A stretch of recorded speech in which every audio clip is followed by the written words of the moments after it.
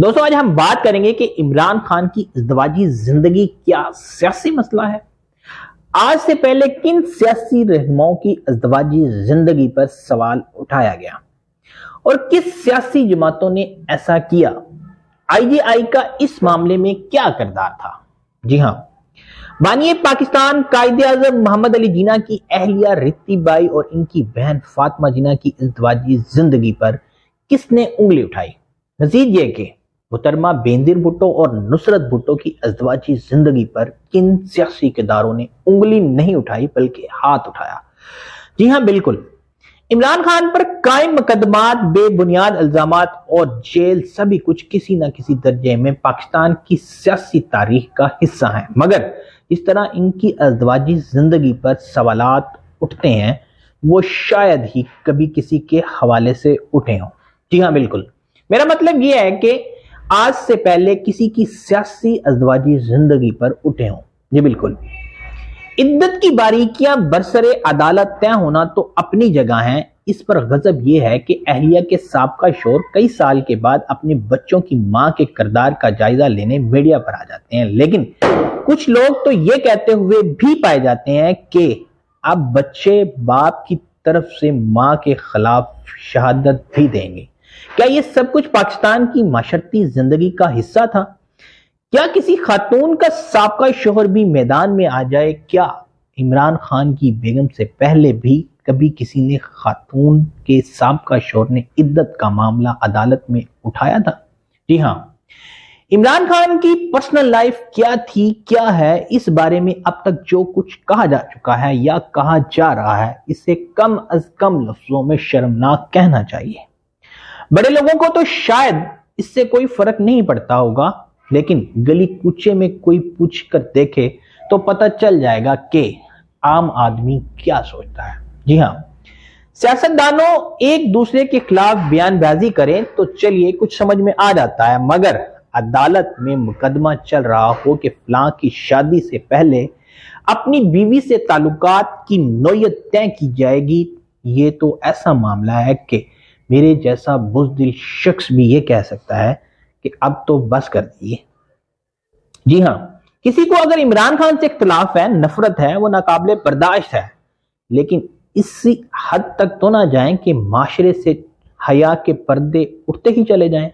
कम से कम शादी का तकद्दुस तो बरकरार रखना दें। इमरान खान की शादीशुदा जिंदगी को सियासी बयानिए का हिस्सा बनाकर इनकी मकबूलियत खत्म करना मकसूद है तो समझ लीजिए इससे कोई फर्क नहीं पड़ेगा। इतनी सादा सी बात तो हर कोई समझता है, जानता है कि जब शादी हो जाए तो इससे पहले के मामलात पर गुफ्तगू करना परले दर्जे की बदमजाकी है। जब मजे ले लेकर साबका वजीर आजम और इनकी बीवी के बारे में रंगीन हकायात सुनाई जाती हैं तो वो यकीन मानिए सुनाने वाले भी अपनी इज्जत गवा बैठते हैं। दुनिया के हर माशरे में मर्द और औरत के दरमियान शादी एक हतमी ताल्लुक है।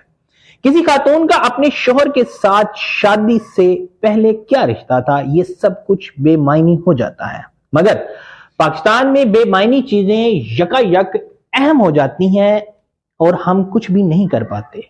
बेबसी का एहसास तब ज्यादा होता है जब बाज सहाफी कहलवाने वाले भी इस तरह के हैं कि बेमायनी खबरों के घनौने चक्कर में बेबस कर कहीं से कहीं जा निकलते हैं। जो कुछ पाकिस्तान में साबका वजीर आजम की जिंदगी के बारे में किया गया या किया जा रहा है, इसकी वजूहात बिला शक्को शुबा सियासी हैं, ये हर पाकिस्तानी जानता भी है, लेकिन इसके बावजूद कुछ चमचे मानने को तैयार नहीं है।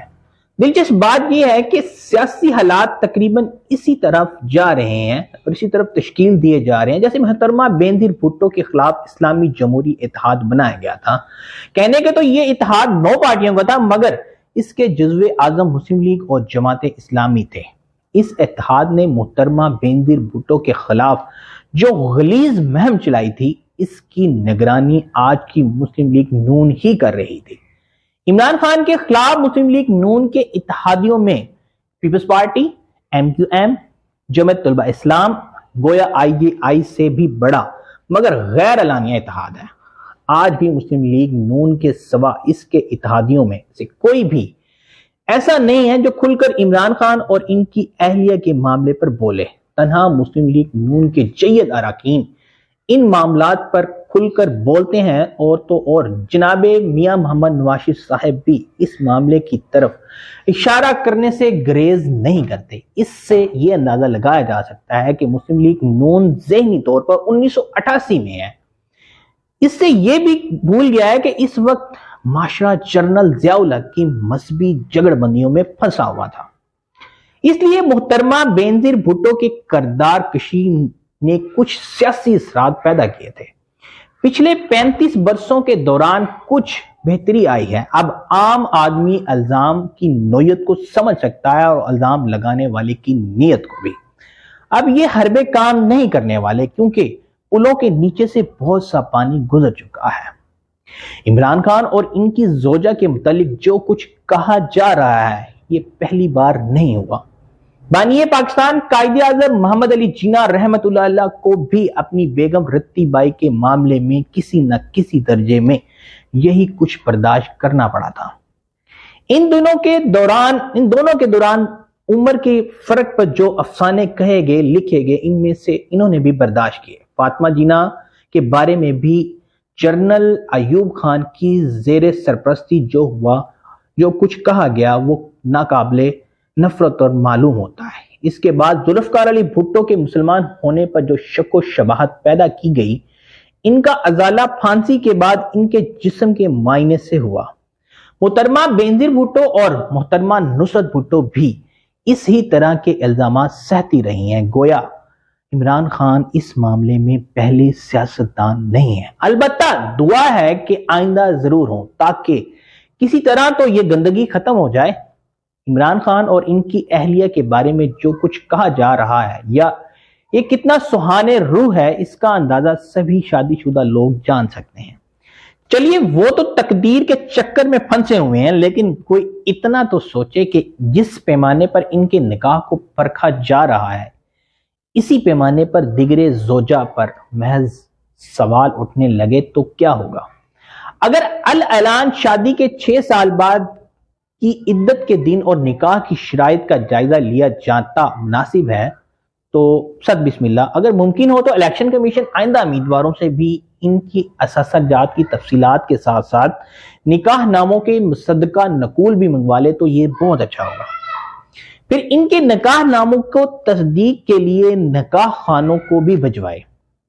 اس کے بعد ایک ایک امیدوار کو بلا کر تفتیش بھی کی جائے کہ ان کی شادی کن حالات میں ہوئی، اور شادی سے پہلے دونوں فریقوں کے باہمی تعلقات کوئی سرٹیفکیٹ بھی منگوا لیا جائے تو یہ اور بھی اچھا ہوگا۔ امیدوار اگر مرد ہو تو ان کی بیوی کے میکے سے ملازموں کو بھی طلب کر لیا جائے، جو آ کر اپنی مالکن کے چال چلن کے بارے میں بتائیے۔ ظاہر ہے یہ سب کچھ نہیں ہونا چاہیے۔ تو پھر سوال یہ ہے، تو پھر عمران خان کے ساتھ کیوں ہو رہا ہے؟ اگر یہ صرف ان کی سیاسی مخالفین کی چلائی ہوئی مہم ہے تو پھر یہ مسئلہ عدالت میں کس کے قانون کے تحت ہے؟ ہمارے منصفوں کو یہ بھی معلوم نہیں ہے کہ طلاق کے بعد سابقہ شوہر اگلی شادی کے معاملات میں فریق نہیں ہو سکتا یا ہو سکتا ہے۔ خیر، اپنے نظام قانون کے تو کیا کہنے، ایک طرف عمران خان کی اہلیہ کی عدت کے دنوں کا شمار کر کے ان کی شادی کو مشکوک بنایا جا رہا ہے، تو دوسری طرف 2 صوبائی اسمبلیوں کے ٹوٹنے کے بعد سارے نظام مل کر بھی 90 دنوں کی مدت کا اندازہ نہیں لگا پا رہے تھے۔ مثلا نواز شریف کا ہو تو استغاثہ بھی وکیل صفائی بن جاتا ہے، اگر مقدمہ بنام عمران خان ہو تو آگے آپ خود ہی جانتے ہیں۔ خیر، عمران خان کی وجہ سے 25 کروڑ لوگوں کو، 25 کروڑ پاکستانیوں کو پتہ تو چلا کہ ملک کا اصل مسئلہ تو صرف عدت ہے۔ اور آخر میں بس یہی کہوں گا کہ خان نے نظام کو ننگا نہیں کیا، بس قوم کی آنکھوں کا علاج کیا ہے۔ جی ہاں، بالکل، نظام تو ہمیشہ سے ننگا تھا، نظر اب آیا ہے۔ یہ مت دیکھو کہ یہ پٹھان ہے، یہ بلوچ ہے، یہ پنجابی ہے، بلکہ ظلم کے خلاف بولنا سیکھو، چاہے وہ کوئی بھی ہو۔ ظلم اور زیادتی سے زبانیں کچھ عرصہ چپ تو رہ سکتی ہیں، لیکن سوچ بدل نہیں سکتی۔ کامنٹ سیکشن میں اپنی رائے کا اظہار ضرور کیجیے گا۔ اللہ حافظ۔